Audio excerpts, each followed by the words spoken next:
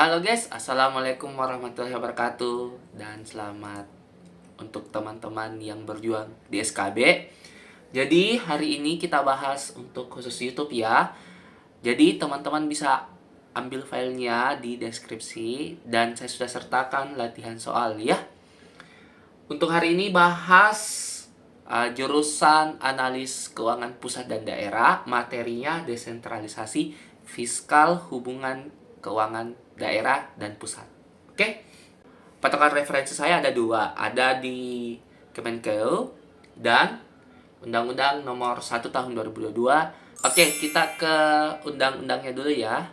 Undang-undangnya itu di pasal 1 Undang-Undang Nomor 1 Tahun 2022 ngomong hubungan keuangan antara pusat dan daerah pemerintah suatu sistem penyelenggaraan keuangan yang mengatur hak dan kewajiban keuangan antara pusat dengan daerah dilaksanakan secara adil dan transparan, bertanggung jawab, serta selaras sesuai dengan undang-undang. Gitu ya. Oke. Masih di pasal 1. Di sini pemerintah daerah menyelenggarakan urusan pemerintahannya oleh daerah dan DPR menurut asas otonomi. Apa asas otonomi? Ini 3 ya. Dekonsentrasi apa? Pelimpahan wewenang dari pusat kepada wakil pusat di daerah. Contoh gubernur. Itu lebih ke eksekutifnya. Tapi di daerah. Tugas pembantuan. Ini ada tugas tertentu dari pusat ke daerah. Ketiga, desentralisasi, pelimpahan wewenang dari pusat untuk mengurusi daerahnya. Lanjut, kita ke pasal 2-nya. Silakan teman-teman baca ya sisanya. Yang saya tanda itu yang penting-penting aja. Oke.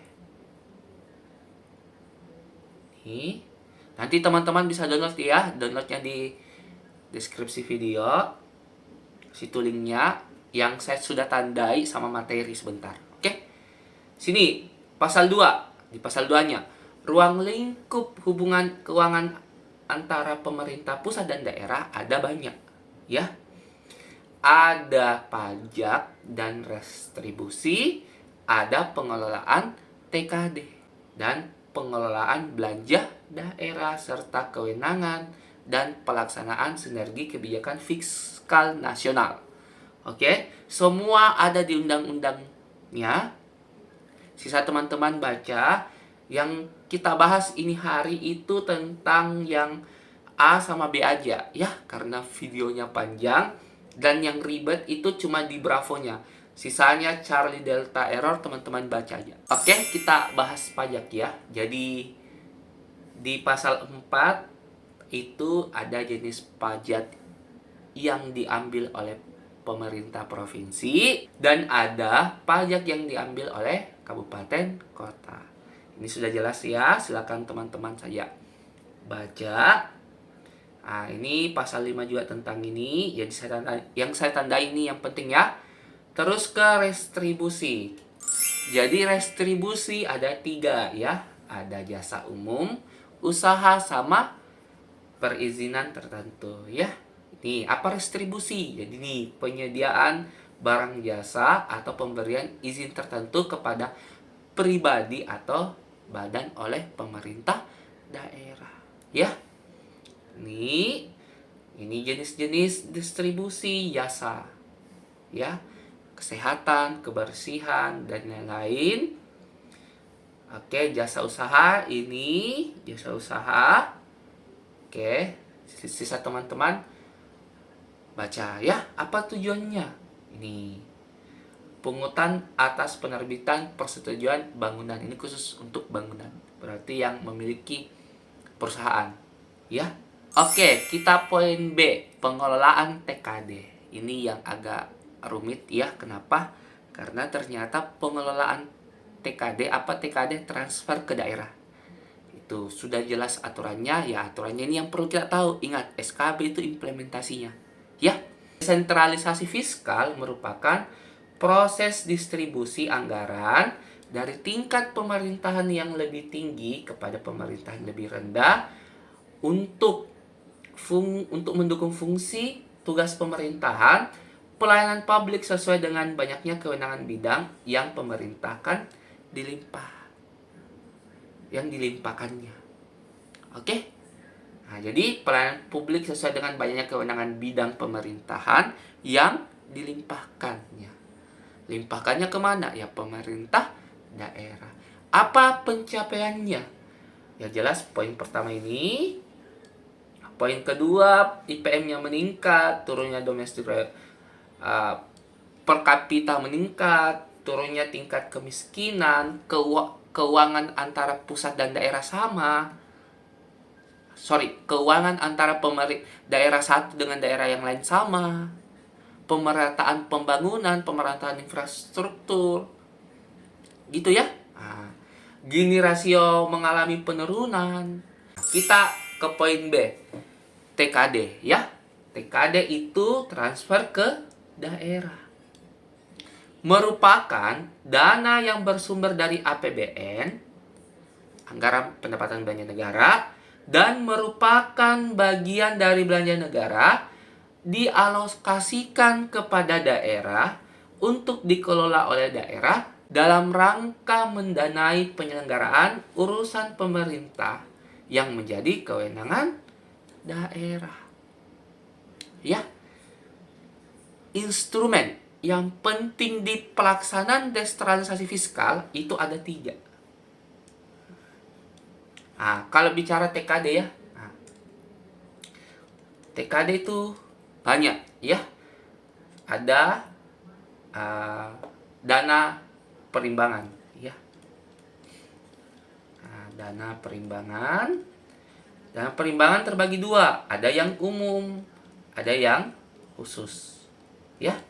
Yang umum ini apa? Yang umum ini DBH ya. DAU, yang khusus DAK. Gitu ya. Kemudian selain dana perimbangan ada lagi dana insentif desa, dana otonomi khusus, dana desa, dana daerah istimewa. Lupa apa kesingkatannya ya. Kita dana istimewa saja, DK ya. Itu TKD semua. Oke? Yang perlu kita pahami di sini ini. Semua ada di handbook yang saya cari di Kemenkeu. Ya. Poin pertama, kita bahas itu dana perimbangan. Dana dialokasikan kepada daerah untuk mendanai kebutuhan dasar. Apa kebutuhan dasarnya? Ya pasti orang yang kerja. Kebutuhan dasar. Kemudian ada pajak, dana bagi hasil, DBH ya. Di sini terbagi 3 ya. Ada DBH, ada DBH yang sumber daya alam sama pajak, dan ada DAU. Tujuannya apa? Tujuannya untuk memeratakan keuangan setiap daerah ya. Misalnya DBH itu dana yang bersumber dari TKD atau dari APBN yang dialokasikan kepada daerah berdasarkan angka persentase tertentu. Angka persentase tertentunya di mana? Ada, nanti kita bahas. Untuk pelaksanaan desentralisasi gitu. DBH ada 2. Ada sumber daya alam dan ada pajak. DBH SDA itu ada 5. Ini, dan ini. Sedangkan DBH pajak ada 3. Oke? Sedangkan DAU, dana yang bersumber dari TKD alokasikan dengan pemerataan keuangan antar daerah untuk mendanai kebutuhan daerah. Jadi DBH itu berdasarkan persentase, sedangkan DAU itu supaya setiap daerah samai uangnya yang dikasihkan dari pusat ke daerah. Kedua, kita bahas khusus. Dana transfer khusus itu dana mendanai tertentu yang menjadi urusan daerah dan sejalan dengan prioritas nasional. Jadi bisa kita tebak perbedaan DAU, DBH sama DAK. DAK itu ya untuk prioritas nasional. Apa prioritas nasional? Nanti kita bahas. Oke. Ternyata DAK ini dibagi dibagi dua ya.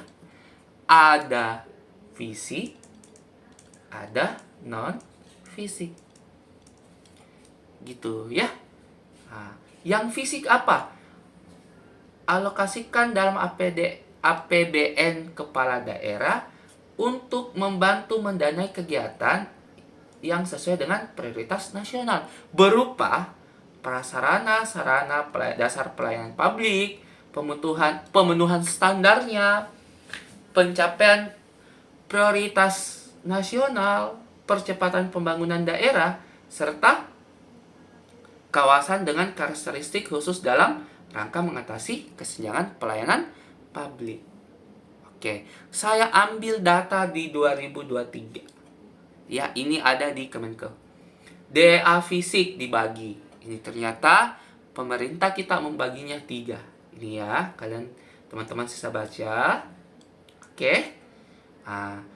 DAK fisik mendukung pemulihan ekonomi dan pembangunan infrastruktur, ada 3 temanya. Ini dibilang prioritas. Oke. Ini yang fisik. Non fisik merupakan bagian DAK digunakan mendukung operasional layanan publik daerah. Contohnya, aku ambil lagi di 2023. Ada dana BOS, ya. Ada bantuan operasi kesehatan. Ini, ya, semua sudah jelas ada di Kemenko dan saya sudah buatkan ini, ya. Kemudian ada hibah.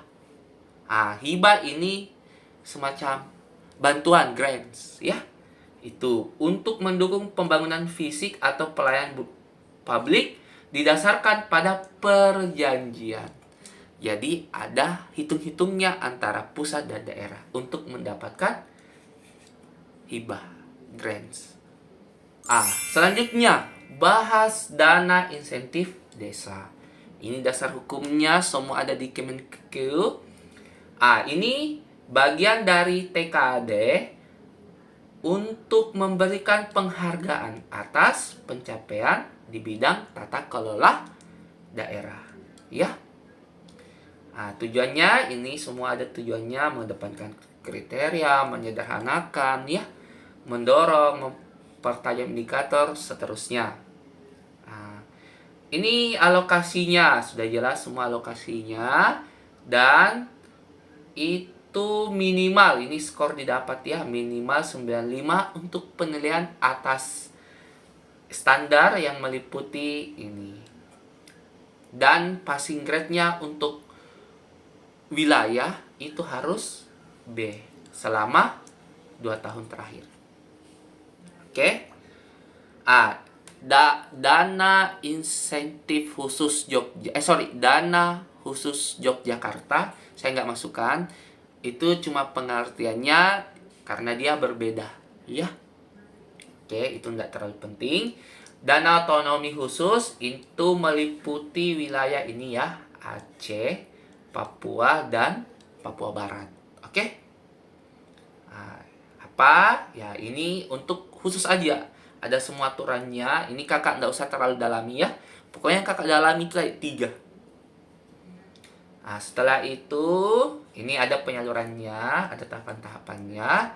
Dan ini dana desa. Ya, dana desa itu bersumber dari APBD untuk bagi desa, ditransfer melalui APBD kabupaten kota, digunakan penyelenggaraan pemerintah, pelaksanaan pembangunan kemasyarakatan dan masyarakat. Oke, mekanismenya bagaimana? Ini mekanismenya, transferannya.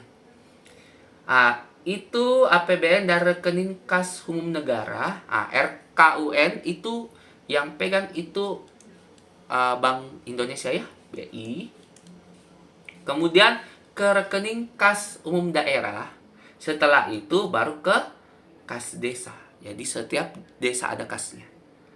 Itu 2 tahap pencariannya, pencairannya bulan Maret itu 60% kalau nggak salah.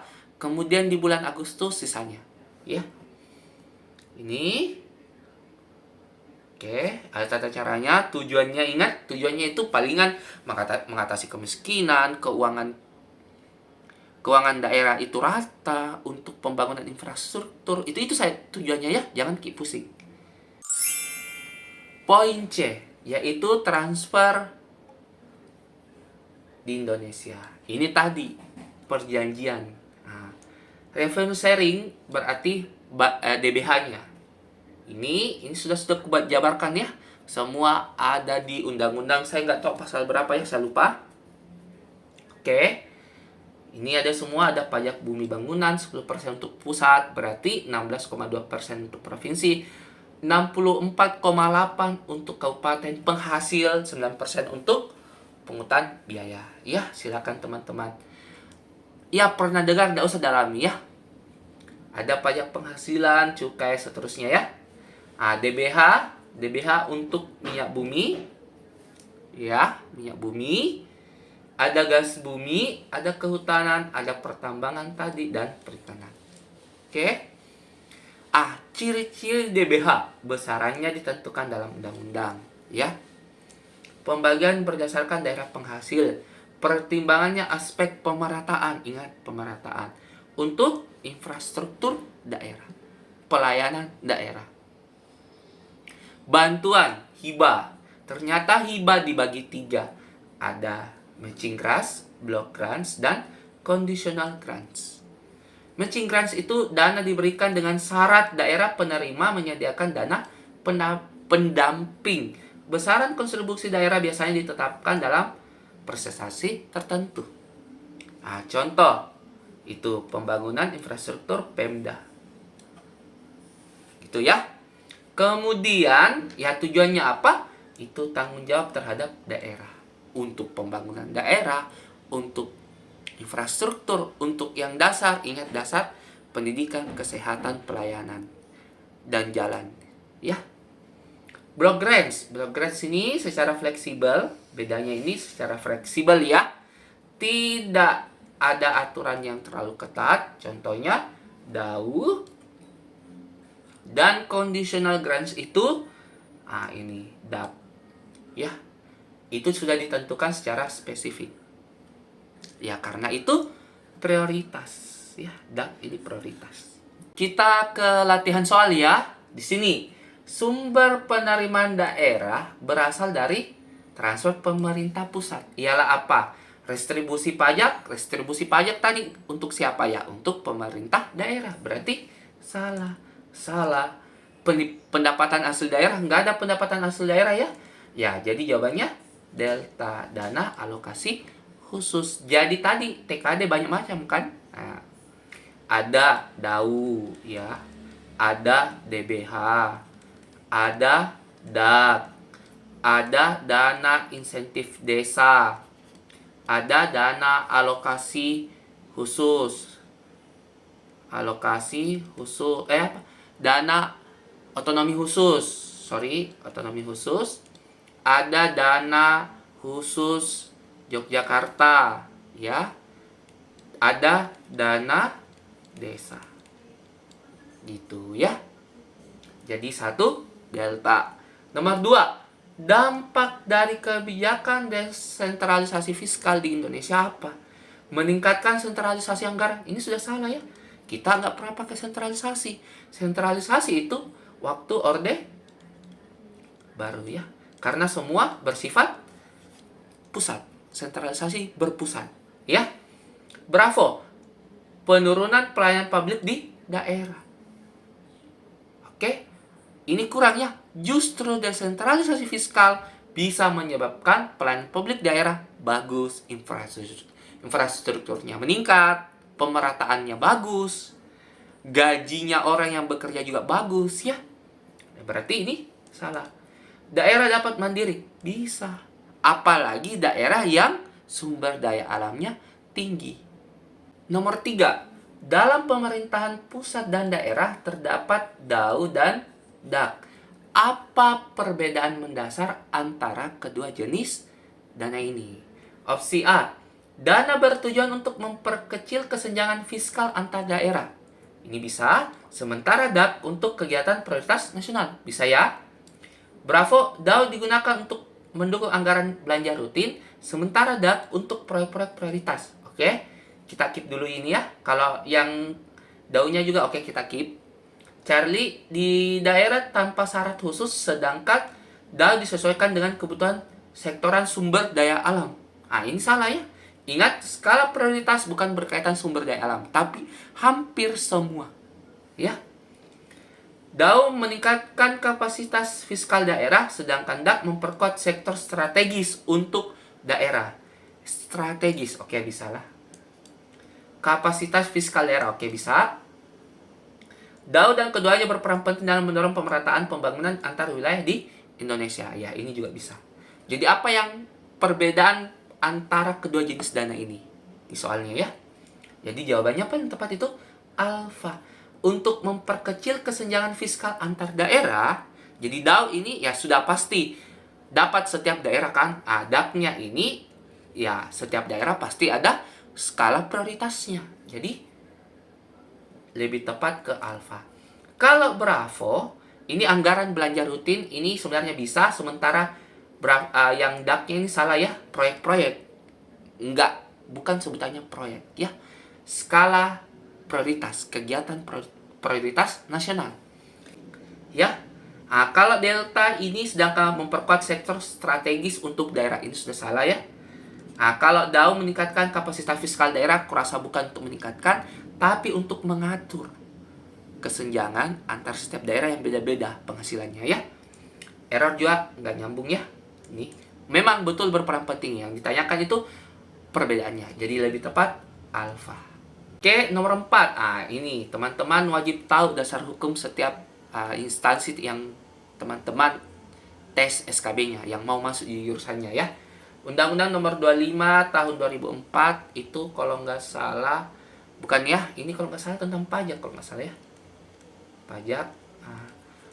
Komen kalau salah ya teman-teman. Ini 37 ini tentang TKD ya, transfer ke daerah. Ditanyakan hubungan pusat keuangan, yang ditanyakan hubungan keuangan pusat dan daerah ya, jawabannya Charlie ya. Kalau delta ini juga pajak, dan ini tentang haknya ASN kalau nggak salah ya. Teman-teman silakan komen kalau salah. Nomor terakhir 5. Gagalnya implementasi kebijakan desentralisasi fiskal di Indonesia dapat mengakibatkan beberapa dampak negatif. Manakah pernyataan di bawah ini yang paling tepat menggambarkan konsekuensi terburuknya dari gagalnya desentralisasi fiskal? Opsi A, meningkatnya kesenjangan ekonomi antar wilayah. Kalau tidak jalan desentralisasi fiskal, berarti wilayahnya bisa terdapat kesenjangan ekonomi antar wilayah, antara Goa dengan Maros sama Makassar. Karena Makassar kota dia maju, misal. Berarti kalau gagal kebijakan menjalankan kebijakan desentralisasi fiskalnya, berarti bisa ya kesenjangan ekonomi. Rendahnya kualitas infrastruktur di daerah, bisa. Terjadinya praktek korupsi di level pemerintah, bisa. Menurunnya partisipasi masyarakat dalam pembangunan. Oke, kalau masalah pembangunan kita terlalu jauh mainnya juga ya, walaupun berkaitan dengan kegiatan desentralisasi fiskal, berarti ini terlalu jauh kalau mainnya. Ini enggak ya. Ditanyakan implementasi, berarti apa yang terjadi? Ya, paling tepat itu apa? Meningkatnya kesenjangan ekonomi antar wilayah. Karena kembali lagi, desentralisasi fiskal tujuannya untuk mengatur kesenjangan keuangan antar wilayah daerah untuk pembangunan infrastruktur, jalan, pendidikan, dan lain-lain. Ya, untuk hari ini sekian teman-teman. Silakan teman-teman download di bawah. Masih ada beberapa soal lagi untuk teman-teman jawab. Saya cari di beberapa di YouTube sama di Telegram. Nanti teman-teman silakan jawab. Jawabannya nanti itu ada link sudah aku kasihkan untuk jawaban beberapa soal yang sisanya nih yang belum sempat kubahas. Teman-teman silakan cari. Yang sudah nonton makasih banyak.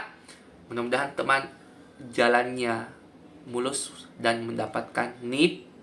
Untuk hari ini sekian. Sorry kalau ada kata-kata kurang menyenangkan dan kurang dipahami.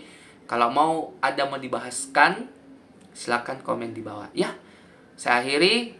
Assalamualaikum warahmatullahi wabarakatuh. Sekian.